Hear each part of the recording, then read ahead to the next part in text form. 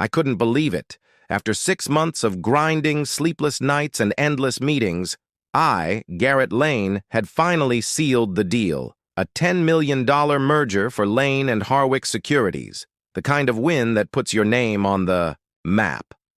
The boardroom was alive with energy that afternoon, my team buzzing around me like bees in a hive. Someone popped a bottle of champagne. The fizzy spray hit my jacket, but I didn't care. Laughter filled the air, glasses clinked, and my CFO Mark slapped me on the back so hard I nearly spilled my drink. "You did it, Garrett! You're a damn legend!" he shouted over the noise. I grinned, soaking it in. But deep down, all I could think about was getting out of there. The victory felt good, sure, but I wanted to share it with the one person who mattered most. My wife, Tessa. She'd been my rock, or so I thought, through all the chaos of this deal. I pictured her waiting at home, her warm smile lighting up our quiet living room, and I knew that's where I needed to be. By the time I pulled into our driveway, the sun was dipping low, painting the sky orange and pink. I grabbed the heavy duffel bag from the passenger seat. It was stuffed with what I told myself was just paperwork, a placeholder for the real cash still locked in the company vault. I didn't want to deal with it tonight. The vault could wait until morning. Stepping inside, I called out, "Tessa, I'm home." She appeared from the kitchen, her dark hair tied up in a messy bun, wearing that soft gray sweater I loved on her. "Hey, big shot," she teased, her voice light and playful. I held up the bag, feeling a little proud, and said, "We did it. The merger's done. $10 million in the bank." Her eyes widened. She let out a little squeal, throwing her arms around me. The smell of her lavender shampoo hit me. And for a moment, everything felt perfect. We sat on the couch, her legs curled up under her, and I told her about the day, the tense final meeting, the way the other side caved at the last second. How I bluffed my way through their counteroffer. She listened, nodding, her hand resting on mine. "You're incredible, Garrett," she said. And I believed her. I handed her the duffel bag, the weight of it making her grunt as she took it. "Just hold on to this for tonight," I said, brushing it off like it was no big deal. "I'll take it to the vault tomorrow. Too tired to mess with it now." She smiled, that sweet smile of hers, the one that always made me feel like I could trust her with anything. "Of course," she murmured, bending in to kiss my face. Her lips were gentle. I felt a warmth spread through me. She got up, carrying the bag to the hall closet, and tucked it beneath some coats. "Safe and sound," she said back, and I giggled, falling lower onto the couch. The rest of the night was simple, precisely what I'd wanted. We ordered pizza, drank a bottle of wine, and watched some dumb TV show about house repairs. I kept stealing looks at her, thinking how blessed I was. 3 years married, and she still made my heart skip a beat. Sure, we'd hit some rough patches lately, disagreements about my long hours. Her feeling ignored, but tonight felt like a reset, a celebration of us. Not just the deal. Around 11, I yawned, my eyes heavy from the day. "I'm beat," I murmured, standing up and stretching. Tessa nodded, grabbing the empty pizza box. "Go to bed. I'll tidy up." I kissed her forehead, lingering, there for a second, then went upstairs.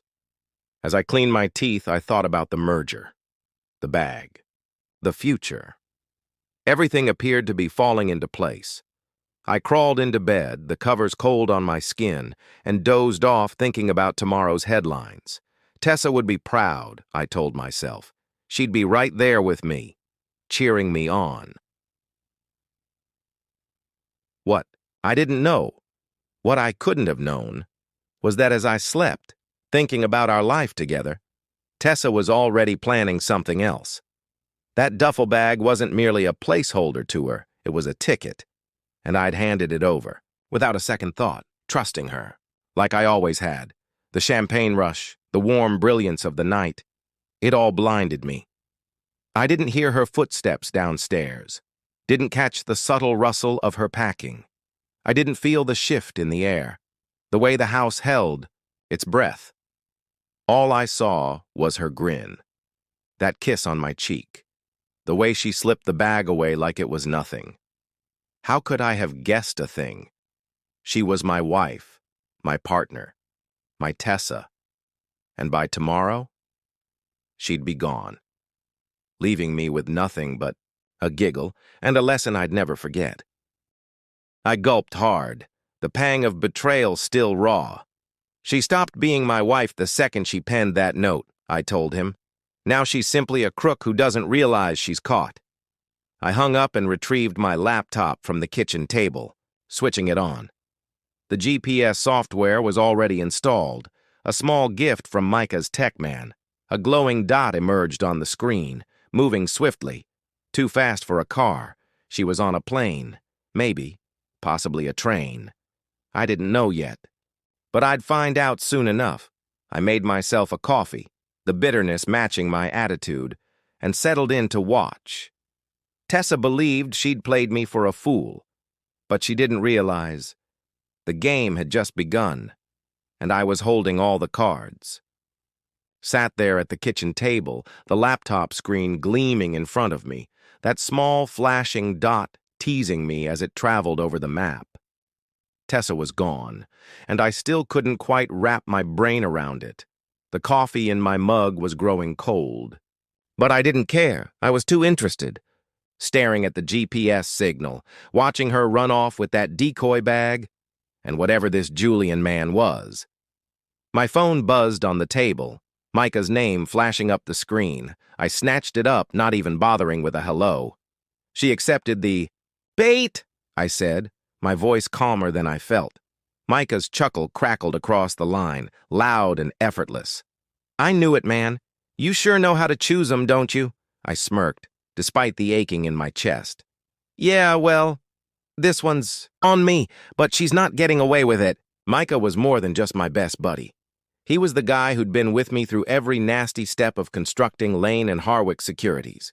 He'd helped me create this little trap months ago, back when I first started noticing Tessa pulling away. It wasn't her leaving that I predicted. Not quite, just the risk she could. So what's the problem with the bag?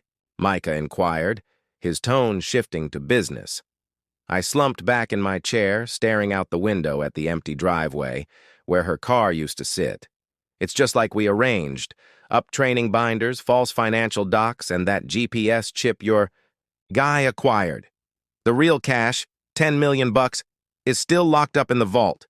She's got nothing but a bunch of paper and a tracking gadget. He gave out a low whistle.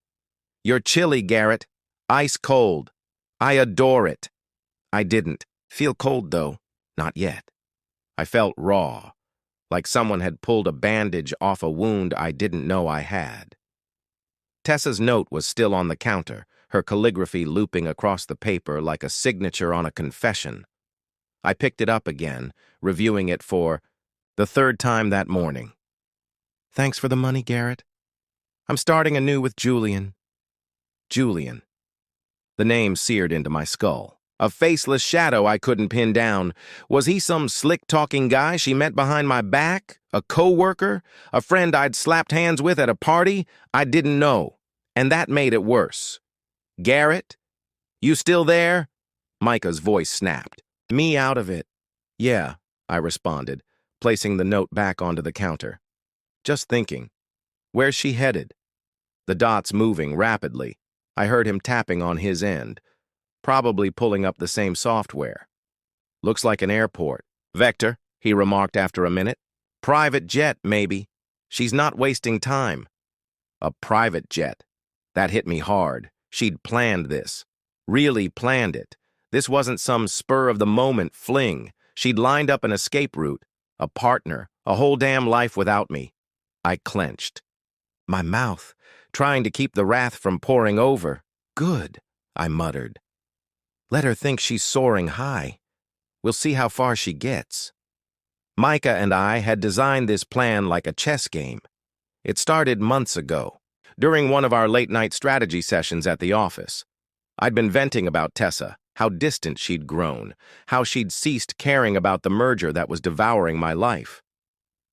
Micah had sat back in his chair, swirling a glass of whiskey, and said, "You trust her too much." "Ma'am, what if she's not who you believe?" I laughed it off back then, told him he was paranoid, but the seed was planted. A week later, I asked him to help me put together a contingency, just in case. We filled a duffel bag with crap, made it appear authentic, forged docs, hidden GPS, chip. I never thought I'd use it. It was insurance, a safety net for a marriage I didn't want to admit was fraying. Now, I was glad for Micah's pessimism. I stood up, pacing the kitchen, my bare feet slamming against the tile. The house felt too huge without her, too empty. I could still smell her lavender shampoo lingering in the air, like a ghost mocking me. "What's the next step?" Micah said, dragging me back to the moment. I paused at the sink, glancing at the wine glasses from last night. Hers still had a faint lipstick trace on the rim. "We track her," I replied. "Find out where she landed, who this Julian is. Then, we tighten the net." Micah grunted in appreciation. "You're not going to let her off easy, are you?" I thought about that.